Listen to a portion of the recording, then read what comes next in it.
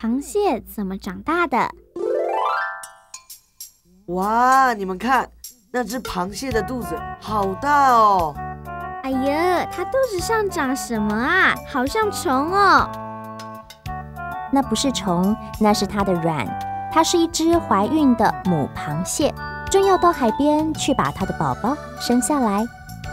有些螃蟹平时虽然不在海边生活，但是到了要产卵的时候，怀孕的母蟹还是会带着快要孵化的卵来到海边，在海水里面把它们释放出来。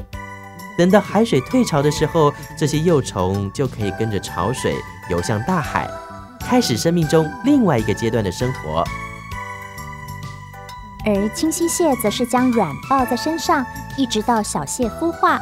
当小蟹孵化的时候，母蟹会一直泡在水中，让小蟹能吸取水中的钙质，使它柔软的外壳能够变硬。哈哈，小螃蟹长得好奇怪呀！对啊，怎么跟螃蟹爸爸、螃蟹妈妈完全不一样？刚孵化的螃蟹叫做藻状幼体，它们会随着海水四处漂流，经过多次的脱壳变态之后，才会慢慢发育成一只小螃蟹呀。那小螃蟹也要一再的脱壳才能长大咯。脱壳是像我们脱掉衣服那样吗？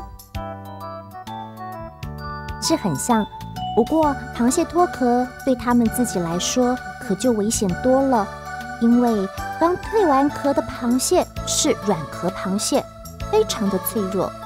所以啊，螃蟹脱壳通常会选在夜间进行。在脱壳前，螃蟹会在旧壳底下形成一个新的软壳。当蜕壳动作进行的时候，头胸甲与腹部之间会出现一个裂缝，新的身体就从这个裂缝中拉出来，就好像我们脱完衣服一样，留下一件旧的衣衫。刚脱完壳的软壳螃蟹会跑去躲在隐秘的地方，不断的吸水，把身体撑大，新壳才会迅速变硬。等到变成铁甲武士之后，它们才能够出来正常活动。